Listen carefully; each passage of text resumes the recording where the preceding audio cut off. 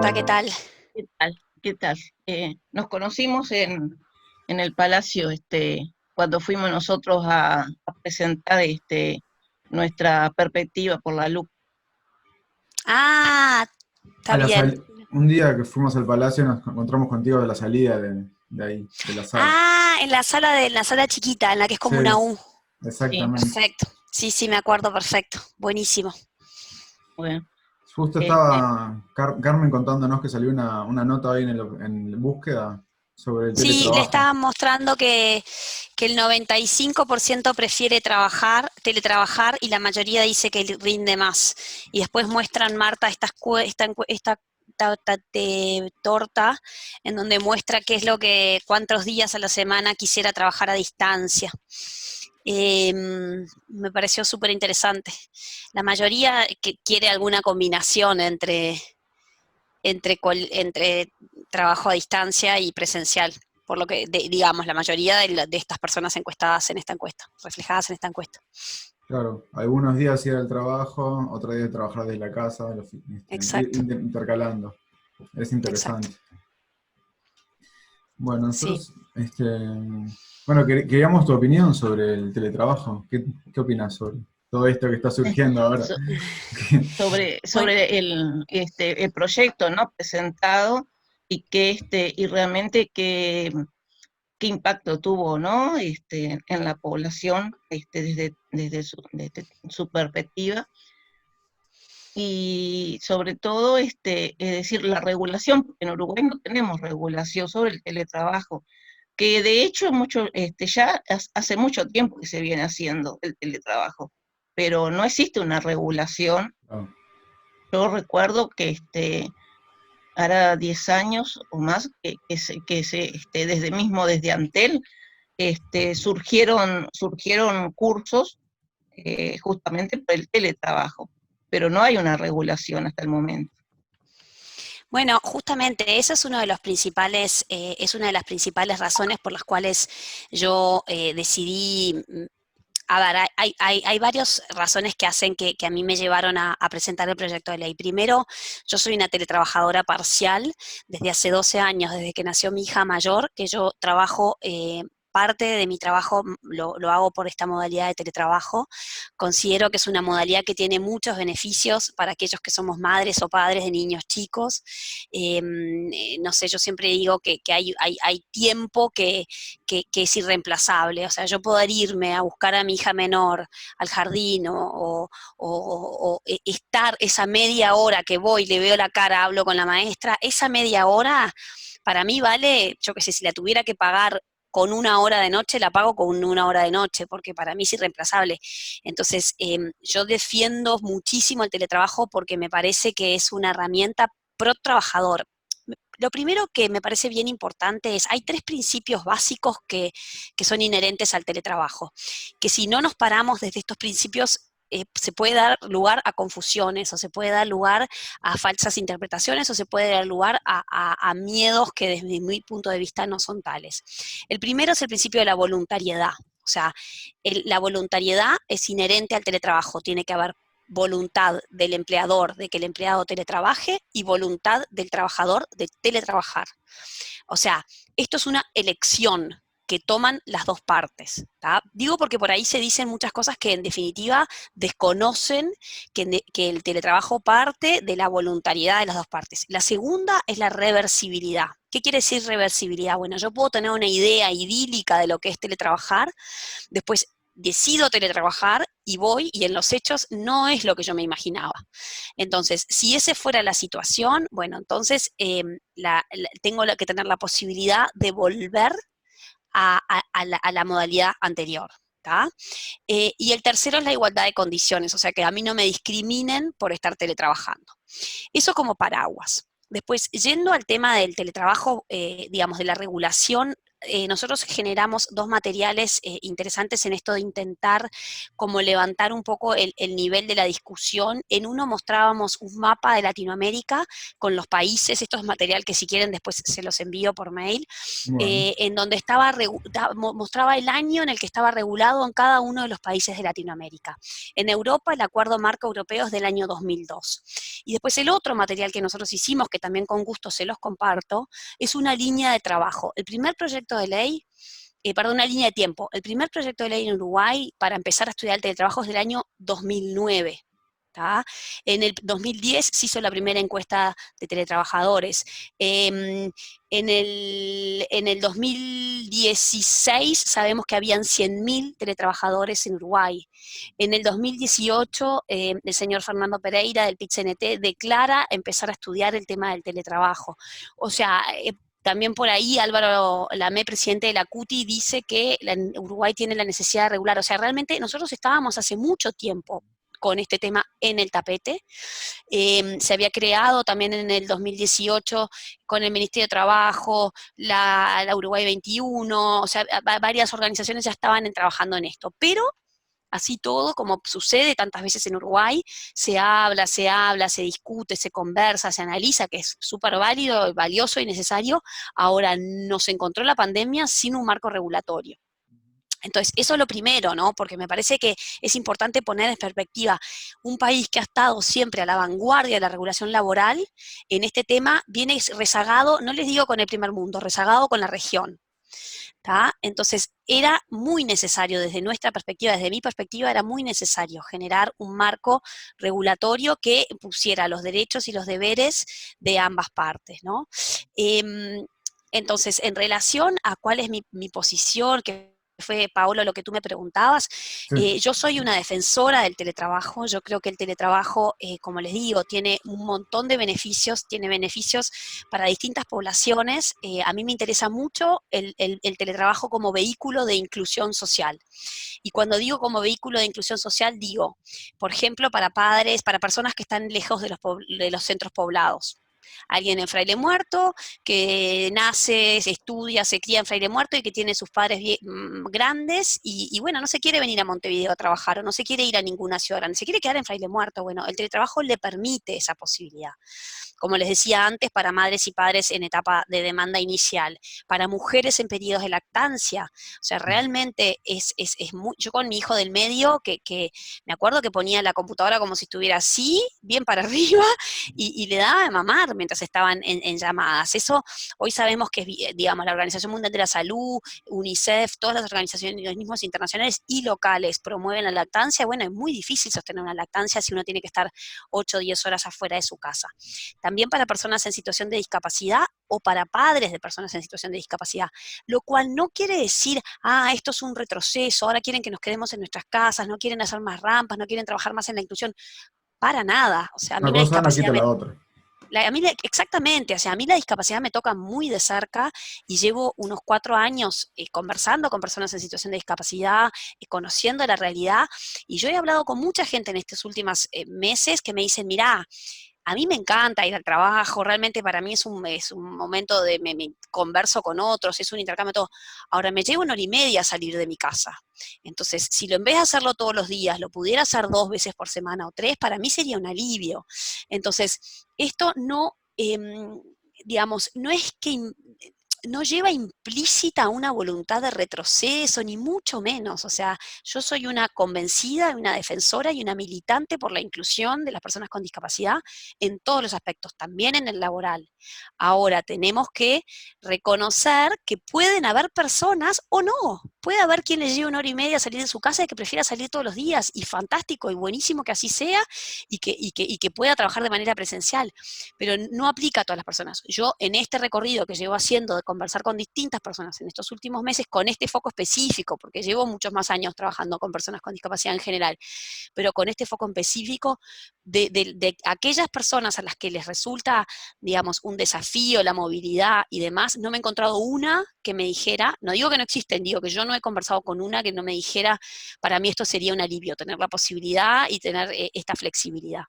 Entonces, digo porque me parece que hay que despejar bastante algunos mitos que hay por ahí, ¿no?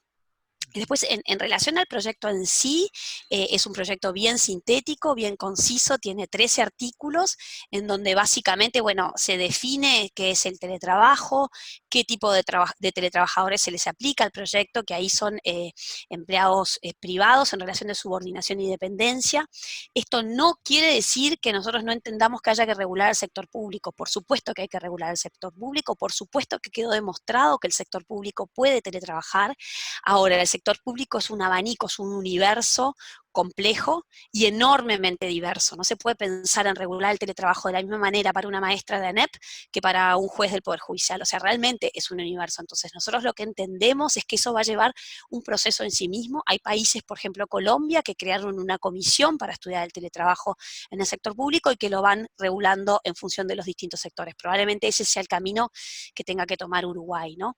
Después, como les decía, el carácter voluntario del teletrabajo, el lugar desde donde se trabaja, nosotros planteamos que exista una flexibilidad, el tema del cambio de modalidad, y después tenemos un artículo que tiene que ver con cómo computamos la jornada laboral, que es, si se quiere, el artículo que ha sido más controvertido, y que para nosotros es un enorme avance. Yo la analogía que les voy a hacer es la siguiente.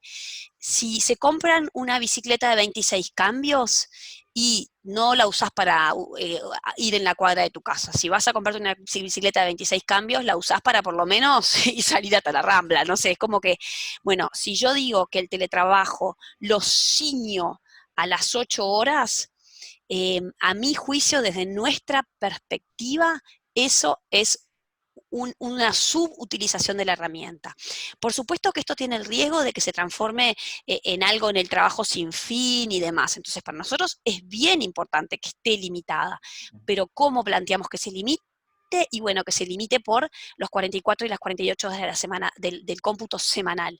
Porque volvemos al ejemplo, yo personalmente, realmente hay días en los que por ahí, no sé, les puedo contar que el martes estuve en el Palacio Legislativo de 9 de la mañana, un poco antes, a 9 y poco de la noche. Estuve 12 horas. Y ayer, lunes tuve reunión de bancada, no vi a mis hijos ni lunes ni martes. Ayer dije, ¿saben qué? Me voy a buscar a Isabel, 4:30, me fui. Entonces, porque, bueno, quería estar con mis hijos, tengo 3 Claro. hijos chicos, entonces, de verdad, esto es lo que te permite la posibilidad. Y después, bueno, estuve un rato en casa, vi a mis hijos, no sé qué, y después más de nochecita me conecté a ver si había habido algo, contacté un par de mails. Entonces, esto es una regulación pro trabajador, no tenemos que perder de vista eso. Es aquel trabajador que valora la posibilidad de acomodarse con una cierta libertad sus horarios. Que de vuelta esto no implique que, por supuesto que hoy sabemos, y creo que después en situación de pandemia sabemos más que nunca el valor de la charla que se da mientras calentas el mate o mientras tomas el almuerzo, o sea, lo presencial es irreemplazable, hay un valor intangible pero muy profundo de eso que sucede cuando estamos todos en un mismo lugar y en un mismo momento. Y yo de verdad creo que es irreemplazable. Pero no todo nuestro trabajo tiene que ser hecho desde un determinado lugar en un determinado momento. Y creo que en un país como el nuestro, desde mi perspectiva, que soy muy optimista, la pandemia nos está ofreciendo la oportunidad de ver esto. Porque pareciera que todavía seguimos creyendo que por tener a alguien sentado 8 horas en un lugar, yo puedo estar acá, puedo estar mirando a la persona que trabaja conmigo ahí enfrente mío y puede estar las 8 horas divino y capaz que estuvo todo el día en Facebook, yo qué sé. O sea, Claro. tenemos que empezar a animarnos, a cuestionarnos esos temas, ¿verdad? Y Y bueno, también, después, perdón, por un tema del medio ambiente también, ¿no? Ahora que se exacto. También eso tampoco lo consideré, no me olvidé de mencionarlo, tiene componentes, tiene beneficios medioambientales. Si todos nos trasladamos menos, Claro. eso reduce las emisiones de carbono, sin duda que sí, sin duda que sí. Tiene muchísimos beneficios. Y bueno, siguiendo por el tema de los distintos temas del proyecto en sí, en cuanto a los derechos, son los mismos derechos que tienen los trabajadores presenciales que los teletrabajadores. Esto lo que cambia es la modalidad. Después tenemos un artículo que refiere a las herramientas, un poco el objetivo de este artículo es la no discriminación, que no haya nadie que sea discriminado por no tener, por ejemplo, una computadora de trabajo. Después tenemos un artículo que refiere a los accidentes laborales y las enfermedades profesionales, que es un tema que es más sensible, y después tenemos un artículo que refiere al derecho a la desconexión, que es bien importante, porque cualquiera que tenga un teléfono inteligente sabe hoy, pero más allá de teletrabajes o no teletrabajes, cualquiera sabe que con uno de estos aparatitos así, podés correr el riesgo de que, bueno, y más desde que se empezó a usar el WhatsApp para fines laborales, creo que eso también lleva a que pueda ser muy invasivo, o sea, pueda ser muy invasivo que de repente de noche, a mí me pasó que yo soy muy de trabajar tempranito de mañana. Hoy, por ejemplo, tuve una llamada a 6:30 de la mañana con Australia, y muchas veces trabajo así de 6 a 7, antes de que se despierte de 5:30 a 7, bien tempranito, cuando en casa no hay nadie despierto. Y antes de haber entendido, de haber estudiado el tema del derecho a la desconexión, me pasaba que capaz que yo le mandaba mensajes a mi equipo bien temprano, como que organizaba el día, fulano tal cosa, no sé qué, acuérdense de esto. Y la verdad que es muy invasivo levantarte y encontrarte con mensajes de la persona a la que le reportás a las 8 de la mañana cuando abrís un ojo. Y estoy mucho más consciente de este tema. Entonces nos parecía bien importante incluir un artículo que refiriera al derecho a la desconexión. Claro, no estar pendiente 24 horas. Es Claro, importante que eso. no exista la presunción de que tenemos que estar siempre Claro. disponibles. Sí, por estar Y está, simplemente en tu casa. Exacto. y está regulado por la ley chilena, ¿no? Es decir, el derecho a la... Casi todas las regulaciones, casi todos los países más avanzados en esto es España, el país que ha avanzado más en el derecho a la desconexión. Pero todas las regulaciones regionales incluyen algo que refiere, estoy casi segura que todas. Las miramos a todas las regiones, y ni que hablar el Acuerdo Marco Europeo. Sí, sí, nosotros, por ejemplo, pertenecemos a la Alianza Iberoamericana de Enfermedades Raras, y ya en el estatuto ya se prevé que tenemos las reuniones online. Y yo dije, pero qué interesante. Y nosotros entonces tenemos que hacer una reformulación porque en nuestra federación existen asociaciones del interior, entonces no pueden venir a una reunión presencial. Y hacía mucho que estábamos en esto y no habíamos podido, porque como no tenemos presupuesto, poder hacer ese cambio. Y justo nos agarró la pandemia y yo le decía, vieron, ese era el tema que yo siempre decía, tenemos que poner en nuestros propios estatutos que realmente tenemos las reuniones, que hacer las reuniones no presenciales, sino las reuniones online. Pero Claro. cuesta, a veces cuesta el... Sí, yo creo que de vuelta, para mí lo ideal, por ejemplo, pienso en reuniones de federaciones o de asociaciones nacionales en donde hay gente, yo me imagino que el ideal será una de cada 3 presencial, ¿no? Como para tener ese vínculo y demás, pero no es lo mismo tener que viajar Claro. una vez cada 3 meses que tener que viajar todos los meses, porque también ¿qué termina pasando muchas veces? Bueno, lo óptimo sería vernos todas las caras una vez por mes. Subóptimo es que se combinen con reuniones remotas, pero muchas veces por aspirar a lo óptimo se llega a algo que es peor, que es que son 3 cuando vienen en vez de ser 19, Claro, pensando que es hubiera uno por decir, departamento. Entonces hay que ser pragmáticos también en esto. Sí, lo ideal sería vernos todas las caras y estar en un mismo lugar, pero eso no va a suceder. Entonces esto te da la posibilidad de la continuidad. Y yo creo que también muchas veces la posibilidad de que la persona pueda elegir, decir, bueno, mira, van a ser 2 reuniones al año que van a ser presenciales seguro, otras 2 con elección y 2 o 3 en donde realmente son virtuales. Y me parece que esto va a marcar un cambio, me parece a mí, y creo que, bueno, todos los académicos y la gente que está estudiando este tema coincide en esto, o sea, realmente esto va a transformar el mundo del trabajo y el mundo de las organizaciones de la manera más radical que pueda existir, un poco a fuerza de pandemia, pero bueno, vino para quedarse esto, me parece. Pero eso es lo que yo aparte, digo. sí, la tecnología ha avanzado, tenemos los medios, tenemos las computadoras, tenemos la banda ancha, la velocidad de internet. Tenemos un país tal cual que lo Claro, permite, la por conectividad la eso. permite, sin duda, sin duda. Bueno, Marta, ¿vos tenés alguna otra pregunta o vamos redondeando ya? Porque no queremos Sí, quitarle porque mucho tiempo. Sí, ella realmente lo dijo todo, y lo que pasa, Carmen, que es decir, nosotros desde el mes anterior estábamos por sacar la revista, pero es decir, el mes anterior sacamos la revista, pero no con este tema porque nos faltaba una opinión fundamental de alguien que presentó justamente el proyecto. Claro. Así que, es decir, incluso tenemos, bueno, hicimos un breve sondeo de las asociaciones que involucran, y bueno, y entonces y ya lo vas a leer, para poder completar la nota nuestra. Entonces, es decir, hemos leído tanto que realmente yo creo que fue muy sintética y abarcó todo.